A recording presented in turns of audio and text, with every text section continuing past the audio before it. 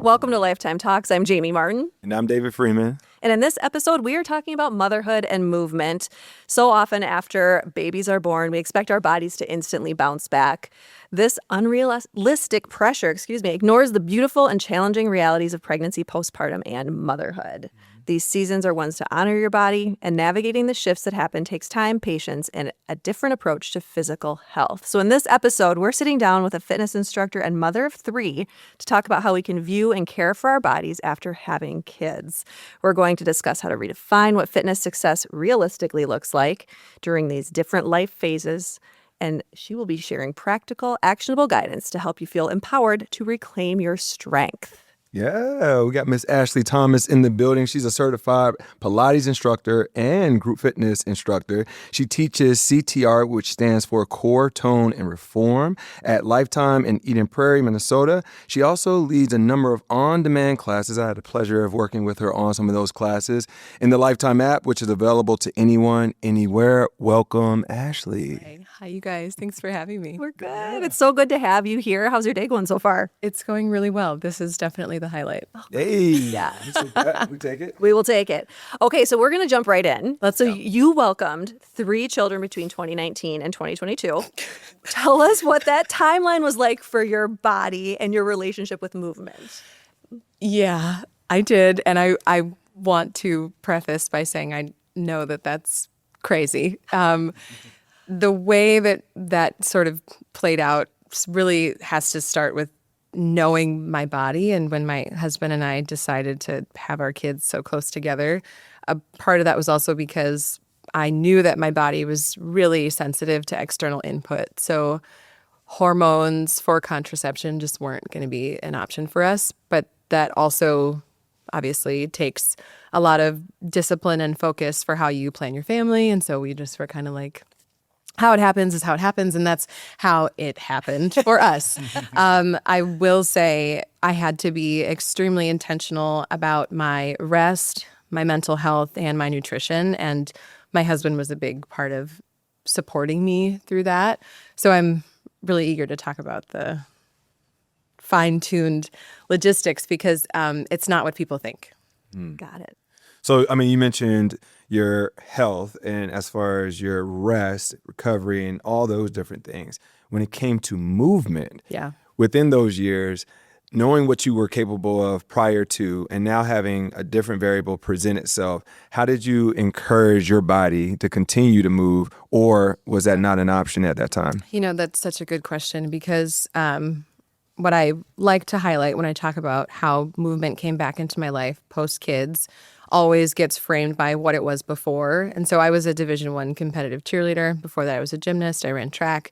My husband he was a Division I athlete. So athletics always played a role in how we dieted and how we exercised. And the moment I had my first kid, the first thing that impacted my decision to move, good or bad, was how I looked. And that superficial metric didn't last very long because I was pregnant again within 4 months of having him. So I think I had this idea that I was on track to look a certain way by a certain time. And then when that was gone, the motivation had to be different. So now after the first pregnancy where I just wanted to be able to fit into a pair of jeans, being pregnant so close after, it was like, is my body even prepared for birth again? Is my body prepared to keep nursing this child? Am I eating enough to nurse the child I have and sustain the pregnancy that I'm growing?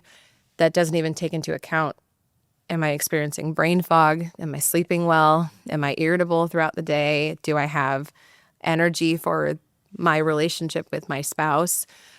So we haven't even talked about movement in there, right? Right. Where does it fit in? Yeah, where does that fit in? And I'll be honest, movement fit in last. So I needed to be sleeping more. I was exhausted.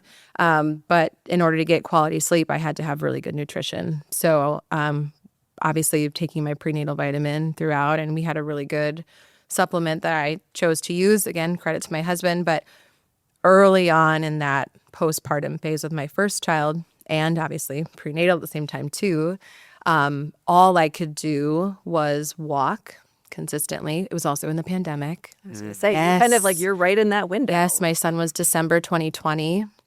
My daughter was born January of 2021. So I was pregnant throughout. The early days of the pandemic, and I remember walking with a mask on my face outside. Yeah. And so, yeah, there were no gyms. I think we had just gotten an online subscription. I was not with Lifetime yet. If I was, I'd be doing on demand. But I'd be doing my workouts. I love it. Back to the topic, you guys. So I could walk. I could walk, and I could do some pelvic floor work that I saw on YouTube. And that is what I did until we got cleared to start like they told us we could go to parks again, and not have to wipe the slides with a disinfectant. Like those early days were mostly focused on my mental health. Yeah. And I would say my philosophy now, and whatever I recommend a mom, the first thing I'm going to say is like, how are you doing up here? It's going to flow through here. Your body needs to feel safe in order to efficiently use the energy you're putting into it and that it's creating. If that's not there, you're just storing more than you think you are. I hope I answered that question. You did. Okay. I mean, and I'm going to go back to the walks. Yeah.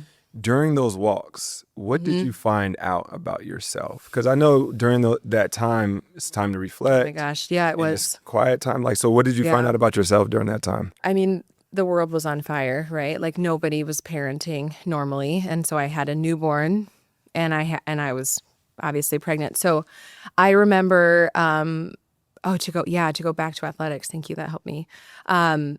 Redefining what I valued about myself. I thought I knew coming into parenting. But when your body is not what you want it to be, when it's not moving the way you want it to be, in my case, healing from a prior pregnancy and then being pregnant, everything like ached. I remember walking and I could feel my hips shifting with every step. That happens with Yes. pregnancy. Yeah. And postpartum, still there. You still have that relaxin pregnant or present in your body. Yep. And I can just remember feeling like it didn't used to feel like this. So how normally I'd be running, like I would walk and I would start running, but like the thought of running, like it made me nauseous. Like I could just feel my skeleton moving around. And it was it was scary. And I can remember talking to my husband and just saying like, I just don't want to be scared of my body. But right now this feels so alien.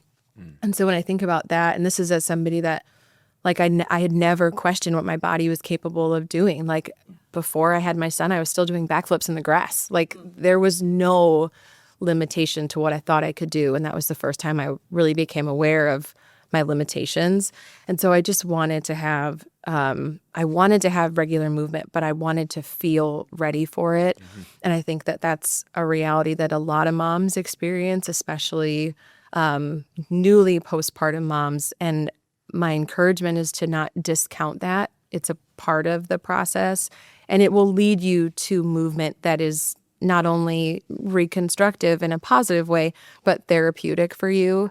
I think we can miss that sometimes when the focus is on aesthetics. There really has to be a deeper nurturing transition to movement once you become specifically a birthing person, but I think as a caregiver as well. Yeah, absolutely. Knowing what you knew about anatomy, physiology, and movement from your, being a fitness professional, how did your professional training shape your personal fitness journey, like from pregnancy through those postpartum days? Yeah. So as a fitness professional, I came into that after I had my third child. Okay. So I've been working in fitness for about 4 years now. And that began after, like I said, my third pregnancy. Prior to that, my relationship with movement and fitness was always really high performance.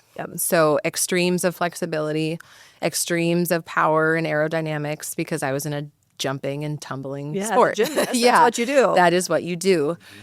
There's not a lot of lifestyle patterning. in that. Functional movement. Yeah, right? yeah. I don't need to do 2 back handsprings to a back check. I don't need to do that anymore. It's very fun to say I can do it, but I don't need to do that. And so I could remember the gap in knowledge, and my personality type is if I don't know it, I want to know it. So early on, it was, this is what I'm used to, but this is not what my body can do anymore. So, or at least for the time being. Right. So my relationship with fitness education and anatomy came from that gap, that big gap of what was and what now is. And so I started following along with a lot of prenatal bar fitness, a lot of prenatal Pilates, and that helped me understand the foundation of a truly strong powerhouse, which then obviously opened me up to where I am now with Pilates. And I think in those early days, the transition was mostly mindset. I still didn't really see the work in my body yet. Yeah. When I started working in fitness and I would program my classes, I would program from that place. Your core comes first, always. And so even when I was just teaching bar, I remember one of the first classes I taught. So my daughter Audrey I think she was like 8 months old. And I had come in the room, brand new instructor with Lifetime. I'd been teaching at another boutique prior, but brand new with Lifetime. And I walk into the room and I just was like, raise your hand if you're a birthing person. And I think all but maybe 2 people raised their hand, and it's because they were like in high school. Okay. So, and there were women in their 70s, there were women in their 40s, and I just wanted to know. And then I asked, who's newly. I think I had 3 within 6 months of birth, 3 moms in the room. And I said, me too. My daughter's 8 months old. It was a whole thing. And the space changed instantly. And I said, whether you're a birthing person, whether you are not, whether you're a female or a male, you have an anatomy that we will take into consideration in this room. Bar fitness is accessible for everybody, but the positions that we put our body in, they do have functions. So when you think about the turnout in this room, I don't need to see your dancers turn out. I need to see that your hips are strong enough to hold that rotation, and that's going to require your glutes, and that's going to sustain the position of your spine. Anatomy. Yes. I just couldn't help but regurgitate it. And I could see people light up when they felt integrated into the education of why we move. And that was my thing too. Yeah. So that just became my brand when I taught. And I took that into everything that I did. And that's because that's how I trained. And then it just evolved. And, you share that with people around you. And I would share that with my husband. And before I know it, I'm not sprinting down the street for 2 miles thinking that's what my body needs. I'm thinking how do I move as best as I can? And now let's layer on resistance. Let's layer on intensity. Let's layer on endurance. But the core of understanding the body and how it moves. The art. Put me back on. Yeah. The art. I call that the art of human connection, awareness. Yeah. To be able to say, hey, to kick off a class, which we normally would say, hey, my name is David, and today you're going to be taking. I did do a 5-star intro. You did that as well. But I'm saying in general that part is people probably just tune out. Yeah. But then when they hear something that they can connect to, it's just, that's art. And I think sometimes we just go through the motions as far as coaches. They've shown up, so let's go ahead and give them a great workout. But grounding them with that message as far as you've been through this, I have as well, and still making it inclusive to your point of, hey, this is anatomy. So even if you're a male in this class, you're involved within what we're about to experience as well. So I love the awareness and the connection that you brought to it. And it's where I was, Yeah. when I had come in, it had where I was in my journey, that was where my mind and my body was. And I think as instructors, trainers, when we can share those parts of ourselves, we are human too, and there are focuses on our bodies at any given time. I think it's hopefully not a detractor, but it's an invitation to not only see yourself better, right? Because if you're not a birthing person. You know, you might think this has nothing to do with me, but you probably know somebody, Yeah. Right. you know, and or just to be able to have that clearance and that association, it helps us all. Yeah. It's relatability. That piece. Yeah. And going back to the fact that you were able to have the grounding message. And I always think in my head of if we can get them connected to the why of what it is that they're doing from this movement, it's going to land so much deeper Yeah. for them to take it beyond Take the it next beyond. 60 minutes. Take it out of the studio. Take it outside off of the four mat. walls. Yeah. So I know that's an appreciation to your art in that space. When it comes to coming back to you, because it's just this social norm, and I got air quotes for those listening, that the aesthetic piece always comes back. Mm-hmm. And it's because of what has been socially deemed as accepted. Mm-hmm. So as a mom and seeing so many different moms out there, the beautiful part that you've said on the actual post is my biggest flex is being a mom. Yeah. So unpack that and kind of tie it into what I was just talking about as far as what we've been socially deemed or socially conditioned to believe of what's being accepted. I did post that on Instagram. I meant every word of it. Yeah, my biggest flex is being a mom, because when I think about all the things that I do or have done, I do it as somebody that has to live putting themselves second. So all of the time that it takes to be disciplined in how you fuel your body, how you rest, how you spend your time in your home and outside of your home. My husband and I are both big community people. We're in small groups, we're in women's groups, we're in Bible studies, we go to church, we serve our community, we have friends. I teach group fitness. My husband is an entrepreneur, and we have 3 children under the age of 7. The capacity for that, I believe, comes from one source. But when I see it in practice, I think like to be a mom is always to be so much more than just a mom. Like you just are. You have to wear so many hats, and I think it's just a flex. You know, there's nothing that I do that doesn't come with a like an affirmative yes. If I'm doing it, it's because it worked with all the things I had going on. You don't take things off the table. You have to rearrange them. Some things someone has to hold with you, but you know, the kingdom that I'm responsible for, right? The prioritization of that is always number one. The additional things that are still, you know, praiseworthy, they're such high accolades, they still didn't, it still wasn't my only focus. Mm-hmm. And I just think when our successes come from an abundance of yeses, they're so much more well-rounded, and I'm proud of them because of what my number one priority and focus is. But it's not, again, it's not all that I am or do. And I said it in, I got to do a feature for Black History Month with Lifetime, and we were talking about just what I want like moms to take away. It was one little side bit. And I said, like, your people need to see you winning at something other than them. Like, it makes you so much more real and livable, and just like that well-rounded, that balanced. Like, you might be standing on one leg, but are you balanced? You know, you can stand on one leg and be centered. To exist in other places and give in other places, and to do it well is the ultimate testimony to, I think, how you show up as a parent for them and for you. Yeah, absolutely. As you're thinking about those yeses and nos, like how do you go through them and decide? The asks, all of the requests that come in, the demands on your time.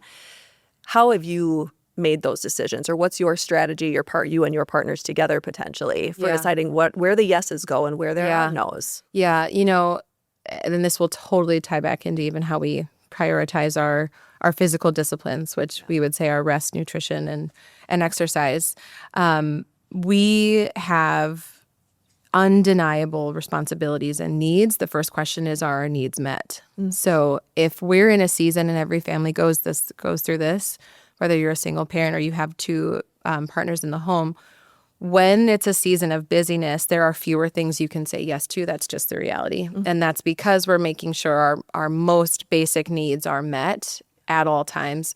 There are times where those needs are met in fractions, but nobody goes without. And so when I think of this stage of my life with my young kids at home, most of the things we do are things we can integrate together. So if it's something I absolutely can't do with my kids present, then I hire a nanny for the day or something, or my husband will move a meeting around. But we're not sort of removing ourselves from the present needs of our kids and ourselves. When I think about what I have time for in a day, I look at the gray space I need around it to be successful in the other things I have going on. And that's just how I've been able to manage, I think, the mental stress of having so many different pots. It's the mental to fill. load. It's the mental load. Yes. Yeah. But I think the mental load, for everyone it's different. But for me, almost curtailing the burden of the mental load as something negative and changing it into something positive has been really honoring that, like, it's a lot, but I can do it. I can't do it all the time by myself, but what is mine to carry? Like, I have what I need to do that. It does require discipline and a commitment, but that's not new. We all do that in different ways. Maybe it means I can't go to brunch with my girlfriends this Saturday. Right. But maybe next Saturday, not even maybe, next Saturday, I'm going to put that in. I'm going to work that in the schedule. But I think that's also, it's time-based. When I was earlier on, even in my mothering, I think my social space, and again, my commitment to myself, it was just smaller. And I know we're going to talk about that in a little bit, but having those realistic pictures of what you can do is going to help you stay connected outside of just the home. Absolutely. When I'm listening and I'm digesting a lot of it, and we're looking at the topic as far as motherhood, I can't help but think as far as your mom, and I think of modeled behavior. And obviously, we all go into our own journey and parent the way we end up parenting. But it would be beyond me if I don't ask the question as far as what model behavior did your mother provide for you to kind of... Gosh, you are not supposed to make people cry on camera. Oh gosh, I'm gonna give the answer that's gonna kind of set up the table. Flowing. Yeah, I have to. I'm sorry. I have a unique just family story. There's a lot of trauma with both my parents, and so I grew up with parents that were like, I'm giving you more than I ever had. Like, I know that they did that. And I think that very basis, like from the start, you give more than you were given. And you'll hear different people say different things. Like, I never had that, so I didn't. Right. My parents were like, I didn't have that, so I dreamed it up and I gave it to you. Right. Like, both my parents did that. So when I think of myself as a parent too, my mom's journey, my mom was adopted. She didn't know her medical history. And so I remember earlier on, as I was kind of coming up, her weight shifted a lot, but she never stopped like searching for that balance. Today, oh my gosh, I'm so proud of her. My mom, medication free, no worries if you need medications, totally fine. My mom has lost 100 pounds in the last year. Wow. Diet and exercise, completely committed. And she would say to me, like, it took me some time to get here, but I'm here. And I love this. And not from the arrival point of just aesthetics, but she'll say, I finally feel good in my body. I wake up and I'm not as exhausted.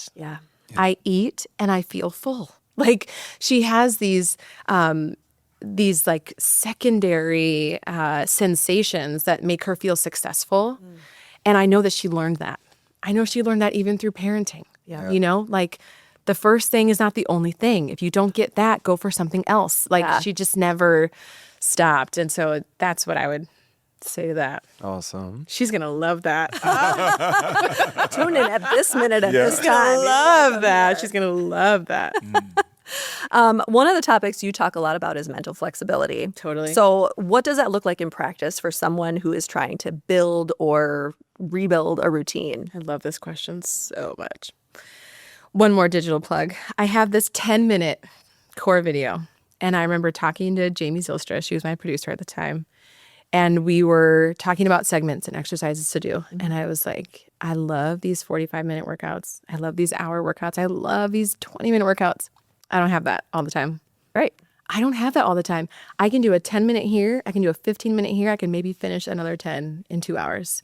But to block out time, oh my gosh, it took me probably 2 years to get it through my head that I was not going to have protected time with a newborn. Right. I could put them down. They could wake up. I could feed them. They could want more. There's no such thing as routine when there's a newborn, There's right? Or no young such kids. thing as routine. Yep. There is commitment, though. Yeah. So if I didn't get it now, I'll get it later. Yeah. And I think that just, again, to speak to that abundance mentality, just because it's a no right now does not mean it's a no forever.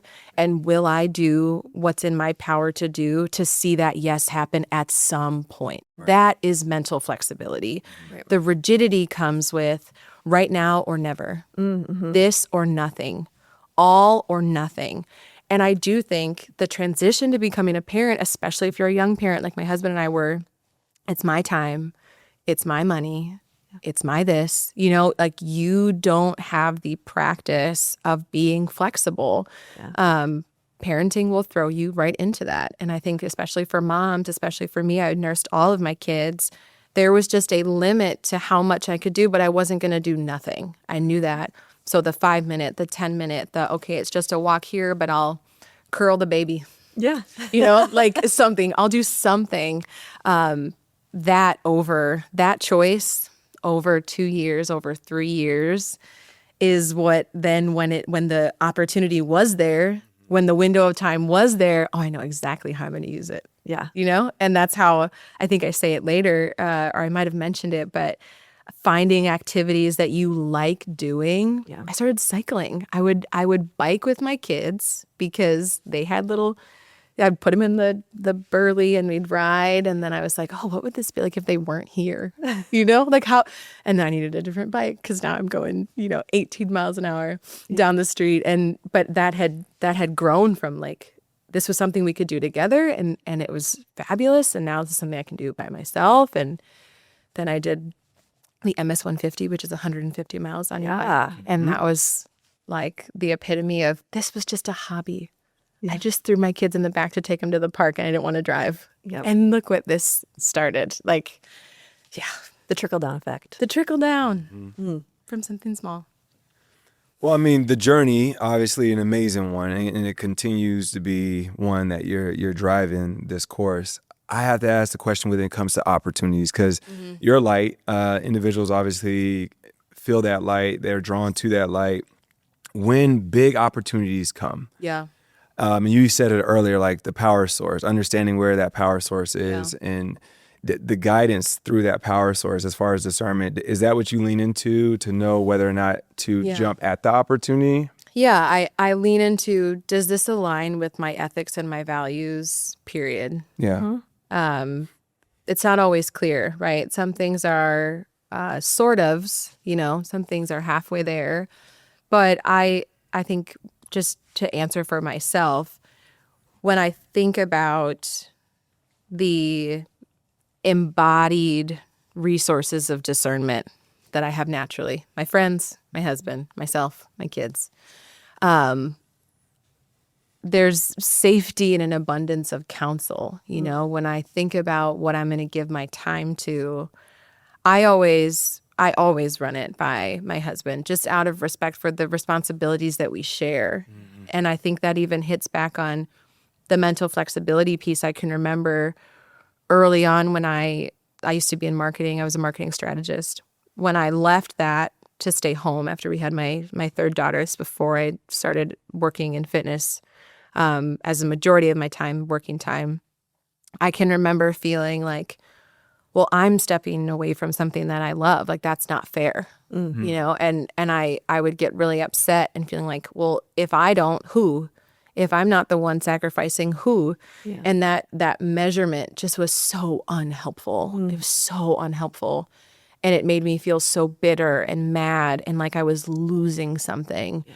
And when that shifted to, what do I get in exchange? And not that it's all about what you're going to gain from something, but I did have to shift perspective to think, this used to feel most fulfilling to me. What is fulfilling to me right now? And I think whenever we make decisions about how we spend my time, it's like what works for our family, but is that fulfilling to me? What does that serve? Not just long term, but right now. Is it okay to have a temporary superficial gain? Totally. It is, but that can't be the bulk of my decision making, and I think having an agreed upon set of values and perspectives with which you make decisions as a parent, as an active bodied person, those are examples that we set for our kids too, and they witness that and they sort of develop that neuroplasticity just by seeing their caregivers do it. Yep. You're being a role model. That, where my head goes is usually the mother that ends up sacrificing. Absolutely. And where I'm going at is when opportunity presents itself that might be work related, like a huge opportunity in New York for you to do X, Y, and Z, you get what I'm saying? So I hear what you said. That stood out to me is obviously communication and connection of understanding the why and obviously, leaning into your partner. But I see so many of these opportunities, go by the wayside. So that's where my head was at on that. Yeah. I would add then to that point, you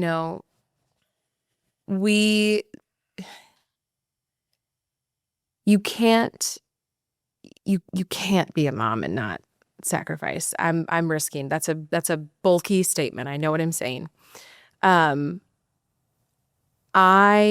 If anybody got anything out of this podcast, I would want it to be that sacrificing isn't a death sentence. And giving your fullest yes means saying no to other things. What do you want to say yes to most of the time? I want to say yes to my kids most of the time. That's me.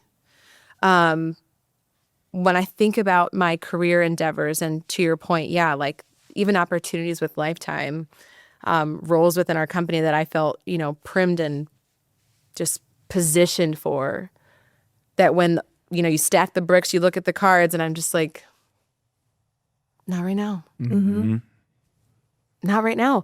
If I did, and this is where the discernment comes in, knowing myself, knowing my journey from the start, remembering, like, how did I even get here again? Like, did I have to strive for that? Did I have to, leave them high and dry for that? No, I didn't. Yeah. Why would I start doing that now? Yeah. It'll come when it's time. I believe that. There is still a grief component to having that type of clarity, though. Yeah. It's really not, it's a clarity. When you see something for what it is, like, there's a grief, it's like, oh, I see both sides of that coin. It's never always positive. But any true leader will tell you that, even the best choice is like, someone's got to lose a little bit here. Yeah. But even losing, we learn so much from our losses, right? Absolutely. The perspective as moms, we have the gift of perspective. We have the gift of requiring mental flexibility. And I think what we often, or rather what I have often found inspiration by is I'm like, you'll never stop caregiving. Your kids are your kids for the rest of their lives and the rest of your life, hopefully, Lord willing. But when it's my time to put my toes on the line, and the gun goes off and it's time to run, I'm so conditioned. You feel like I can do this. I can do this. Like, you lifted a car, there's so much reward. And I want moms to feel that in all of the things I am a fitness professional. So obviously when I engage with people, this is through the modality that I do it within, but that's the same energy behind it. I'm Right. like, you've done so many things harder than this. Yep. You've done it already. Yeah. Yep. You know? And you can keep showing up for the Yes. next hard thing or the next Yes. thing that happens, right? Yeah. I want to shift a little bit to, and this is going to seem like out of left field, but talking about hormones. You talked about this at the Yes. beginning, and I do want to get into this because Yeah. they play such a massive role for women in general. But then you add pregnancy, Yeah. postpartum. There's eventually perimenopause, menopause. One of the things you've said is like you advise riding the wave, Yes. and Yes, being yes, kind to yes. yourself. So Yes. tell us what you mean by that and why. Yeah. So I love that we were able to put this in here. And I just want to reset the stage. I am not a lactation consultant. I am not a data scientist. I am not even a nutritionist. I'm not a hormone specialist. However, I have seen all of them. And for my own well-being, and what I want to really emphasize is that the importance of information throughout your hormonal changes, it can't be understated. Pregnancy is such a personal experience, and the effects it has on your body are also extremely individualized. Let's just take example, being postpartum and nursing versus being postpartum and exclusively pumping versus being postpartum and feeding with formula. Each of those, even for the two milk-making moms, require significantly different amounts of nutrition. Right. For a mom who is exclusively pumping, she is creating more milk than the mom who's feeding on demand because the on-demand feed could be shorter or longer. A consistent pumping session is between 15 and 30 minutes. So the caloric intake that you need to actually make the milk and then still go about your day, Yep. Totally. Yeah. It varies. to factor in what we traditionally think of as a calorie deficit for weight loss in that time period, you are still going to be above 1,800 calories in a day, well above. That doesn't even include you being physically active. That is just you making your milk and eating. So the hormones that come along with that as well. I mean, you mentioned perimenopause. There are nutrients and minerals that you need at different stages in the female life cycle that will factor into how you are able to see results in your body that go beyond the aesthetics like we were talking about. For me and my journey, what was really essential was understanding how my body dealt with stress and how my blood sugar was regulating. I could see very early on in my postpartum fitness journey that I was exhausted, even though I was eating and hydrating. I was irritable. I was experiencing bloating. My skin was different. My hair was different. That's no one's fault. You could say it was my baby's fault, and I might agree. But what I mean to say is like you're dealing with compounded symptoms that show that what's going on is more than just weight loss. Absolutely. There's a lot of factors at play So here. many factors, and we do ourselves a disservice as moms, especially postpartum moms, but just moms with, I'll say, children who are at home. To not be curious about those other factors. And my hope and encouragement is that women know the resources that they have to seek out. Does that depend on, socioeconomic status, insurance, access to things? Absolutely. But at the very least, especially if you're postpartum, you need to see your primary care physician and have a real discussion about your labs, have a real discussion about your panels, have a real discussion about what your daily intake looks like and the stresses of your life, because that will give you information about how to just get through your day. Yep. I think we accept exhaustion as, well, this is what it means to just be me now. Yeah. And it's a mask, and it does a lot of us a real disservice. The best thing that you can be is well nourished, and that has to be a primary focus before anything to do with how you look, and how you feel is more than just how you feel in your clothes. Yeah. It is it's feeling rested, it's feeling hydrated, it's feeling your body has digested your food. We know how it feels to just be full all the time. Oh, I'm irritable just thinking about it. You know what I mean? Like you're just like, ugh, get it out. So I think to feel those like deeply intrinsic sensations, to know that your body is doing what it needs to do, I think that helps you ride the wave of the in between time that's you really can't control, and that bounce back culture of like, oh well, I did this in this much time. Love that for you. I hope we can all do that. But when we can't, how are we going to sustain our perspective to, again, keep going until? Yep. There's so much to do with perseverance and discipline in the years where you're not really seeing much. Yeah. What is the thing that keeps you going? Yep. I want to go back to your coaching. All right. I've had the blessing and privilege to be able to take one of your classes at CTR. Humbling experience. I always talk about it. With that, and I gave you real-time feedback. Yeah. I texted to you just, you're within your zone. Like the essence of your coaching comes through the musicality, the human connection, and the message that is being delivered while moving. And this is a stat out there, and it might have evolved since the last time I looked, but the average individual has about 25 points of contact with humans throughout the day. So like one person has about 25 people that they interact with. Obviously, we're on a superhuman level if we're coaches in this space, right? Yeah. But I just take that data point, and now you have, let's say, 25 people in your class. The message that was delivered to me, I now know that I take beyond the class. Mm-hmm. So I want to go to your coaching style and what it is, that seed that you're planting. Obviously, you shared your journey with us. Yeah. But what goes on in the prep of what it is that you're trying to deliver from these classes through your experience? What goes on in the prep? I do think about what I want people to leave with. Mm-hmm. And I think about the experience being as consistent as possible. Obviously, I come into the studio every week as a mom. I did something before I came in. I've got stuff to do when I leave. Mm-hmm. When I'm driving in, I might want to be listening to my playlist, prep my mind for class. Instead, we're listening to My Little Pony, Yeah, because my girls come with me to the studio. Shout out Lifetime Childcare. But what I think about is I want people to feel like they've accomplished something significant. Mm-hmm. And so when I program, I don't just think about exhausting a particular muscle. I think about how that's going to feel in their body when they get off the reformer. Yeah. Does it impact their posture? When they leave the studio, how are they walking?